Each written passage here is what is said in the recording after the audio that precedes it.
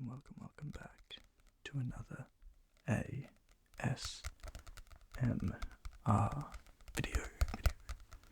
So, today I'm going to be reading Coraline. I think I'm only going to read the first chapter because I did this video yesterday and the first chapter took about 15 minutes because I was reading it slowly. It's only like 23 pages long, but Coraline is like one of my favorite books and films and stuff, so also the book has pictures, but they're not like really, you know what I mean? See, anyway, to get started, I do want to make this a series, so I'll read chapter 1 now, and I'll read chapter 2 another day. But yeah, so, chapter 1. Coraline discovered the door a little while after they moved into the house. It was a very old house. It had an attic under the roof, and a cellar under the ground, and an overgrown garden with huge old trees in it. Coraline's family didn't own all of the house. It was too big for that. Instead, they owned part of it. There were other people who lived in the old house. Miss Spink and Miss Forcible lived in the flat below Coraline's, on the ground floor. They were both old and round, and they lived in their flat with a number of aging Highland Terriers who had names like Hamish and Andrew and Jock. Once upon a time, Miss Spink and Miss Forcible had been actresses, as Miss Spink told Coraline the first time she met her.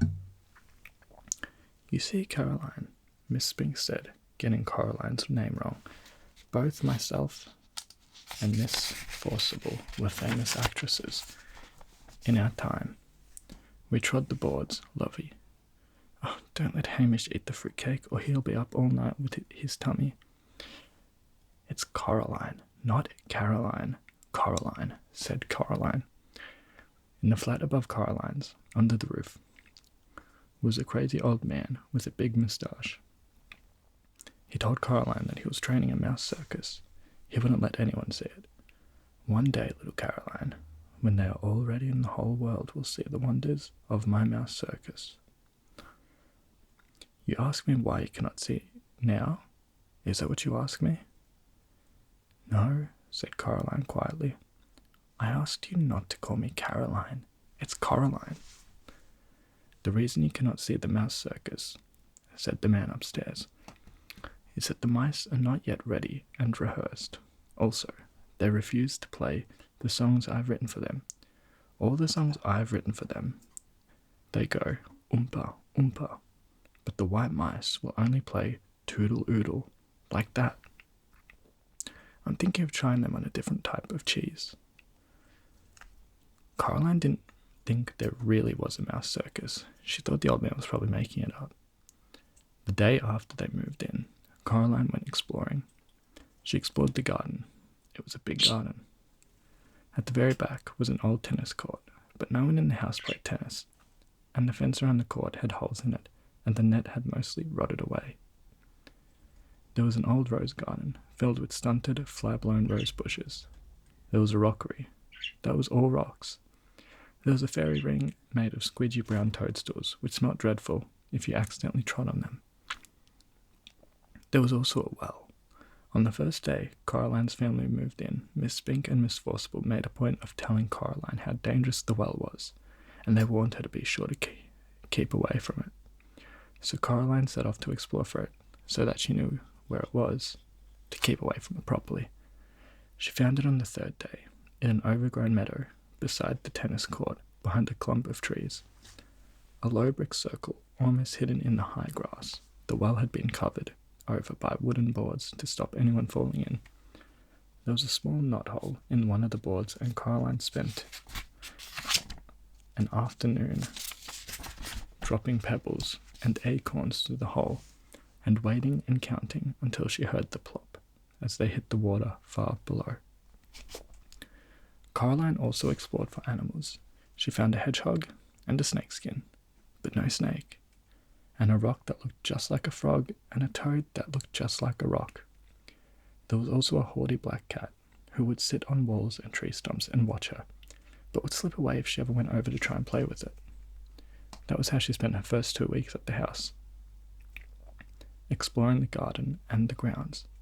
Her mother made her come back inside for dinner and for lunch, and Coraline had to make sure she dressed up warmly before she went out, for it was a very cold summer that year. But go out she did, exploring, every day until the day it rained, when Coraline had to stay inside. "What should I do?" asked Coraline. "Read a book," said her mother. "Watch a video, play with your toys. Go and pester Miss Spink or Miss Forcible, or the crazy old man upstairs." "No," said Coraline, "I don't want to do any of those things. I want to explore." "I don't really mind what you do," said Coraline's mother, "as long as you don't make a mess." Coraline went over to the window and watched the rain come down. It wasn't the kind of rain you could go out in. It was the other kind, the kind that threw itself down from the sky and splashed where it landed. It was rain that meant business, and currently its business was turning the garden into a muddy, wet soup. Coraline had watched all the videos. She was bored with the toys, and she'd read all her books. She turned on the television. She went from channel to channel to channel. But there was nothing on but men in suits talking about the stock market and sport programs. Eventually she found something to watch. It was the last half of a natural history program about something called protective coloration. She watched animals, birds and insects, which disguise themselves as leaves or twigs or other animals to escape from things that could hurt them. She enjoyed it, but it ended too soon, and was followed by a program about a cake factory. It was time to talk to her father. Coraline's father was home. Both of her parents worked doing things on computers, which meant that they were home a lot of the time. Each of them had their own study. "Hello, Coraline," he said when she came in, without turning around. Said Coraline. "It's raining." "Yep," said her father. "It's bucketing down." "No," said Coraline. "It's just raining. Can I go outside?" "What does your mother say?" "She says, 'You're not going out in the weather like that, Coraline Jones.'" "Then no." "But I want to carry on exploring." "Then explore the flat," suggested her father. "Look, here's a piece of paper and pen. Count all the doors and windows, list everything blue, mount an expedition to discover the hot water tank, and leave me alone to work." "Can I go into the drawing room?" The drawing room was where the Joneses kept the expensive and uncomfortable furniture Coraline's grandmother had left them when she died. Coraline wasn't allowed in there. Nobody went in there. It was only for the best. If you don't make a mess, and you don't touch anything. Coraline considered this carefully. Then she took the paper and pen and went off to explore the inside of the flat. She discovered the hot water tank. It was in a cupboard in the kitchen. She counted everything blue, 153. She counted the windows, 21. She counted the doors, 14. Of the doors that she found, 13 opened and closed. The other, the big, carved brown wooden door at the far corner of the drawing room, was locked. She said to her mother, "Where does that door go?" "Nowhere, dear. It has to go somewhere." Her mother shook her head. "Look," she told Coraline. She reached up and took a string of keys from the top of the kitchen door frame. She sorted through them carefully and selected the oldest, biggest, blackest, rustiest key. They went into the drawing room. She unlocked the door with the key. The door swung open. Her mother was right. The door didn't go anywhere. It opened to a brick wall. "When this place was just one house," said Coraline's mother, "that door went somewhere. When they turned the house into flats, they simply bricked it up. The other side is the empty flat on the other side of the house, the one that's still for sale." She shut the door and put the string of keys back on the top of the kitchen door frame. "You didn't lock it," said Coraline. Her mother shrugged. "Why would I lock it?" she asked. "It doesn't go anywhere." Coraline didn't say anything. It was nearly dark now, and the rain was still coming down, patting against the windows and blurring the lights of the cars in the street outside. Coraline's father stopped working and made them all dinner. Coraline was disgusted. "Dad," she said, "you've made a recipe again." "It's leek and potato stew with a tarragon garnish and melted Gruyere cheese," he admitted. Coraline sighed, then she went to the freezer and got out some microwave chips and a microwave mini pizza.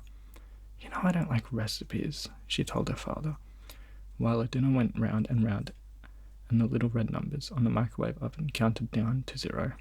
"If you tried it, maybe you'd like it," said Caroline's father, but she shook her head. That night, Coraline lay awake in her bed. The rain had stopped, and she was almost asleep when something went. She sat up in bed. Something went creak. Coraline got out of bed and looked down the hall, but saw nothing strange. She walked down the hallway from her parents' bedroom. From her parents' bedroom came a low snoring. That was her father. And an occasional sleeping mutter. That was her mother. Coraline wondered if she dreamt it. Whatever it was, something moved. It was little more than a shadow, and it scuttled down the darkened hall fast, like a little patch of night. She hoped it wasn't a spider. Spiders made Coraline intensely uncomfortable. The black shape went into the drawing room, and Coraline followed it in, a little nervously. The room was dark. The only light came from the hall, and Coraline, who was standing in the doorway, cast a huge and distorted shadow onto the drawing room carpet. She looked like a thin, giant woman. Coraline was just wondering whether or not she ought to turn on the light when she saw the black sharp-shaped edge slowly up from beneath the sofa. It paused and then dashed silently across the carpet towards the farthest corner of the room. There was no furniture in that corner of the room. Coraline turned on the light. There was nothing in the corner. Nothing but the old door that opened to the brick wall. She was sure that her mother had shut the door, but now it was ever so slightly open, just a crack. Coraline went over to it and looked in. There was nothing there, just a wall, built of red bricks. Coraline closed the old wooden door, turned out the light, and went back to bed. She dreamed of black shapes that slid from place to place, avoiding the light, until they were all gathered together under the moon. Little black shapes with little red eyes and sharp yellow teeth. They started to sing. "We are small, but we are many. We are many, but we are small. We were here before you rose. We will be here when you fall." Their voices were high and whispery and slightly whiny. They made Coraline feel uncomfortable. Then Coraline dreamed a few commercials, and after that she dreamt of nothing at all. And that is the end of chapter 1. 23 pages, that wasn't that bad. I'm not going to read chapter 2, but that's the picture for chapter 2. I love Coraline. Like the movie, the book, all of it. I watched the movie first, and then I was like, I'll read the book. I think when I watched it when I was younger, I was terrified. Like, so scared. But now I'm like, I can appreciate that that is art. And the fact that the entire movie is stop motion. But before I start rambling about Coraline, thank you for watching. I hope you enjoyed it. And I'll see you in chapter 2 in like a couple weeks time, or next week whenever I get the chance. But yeah, thank you for watching. I'll see you in the next video.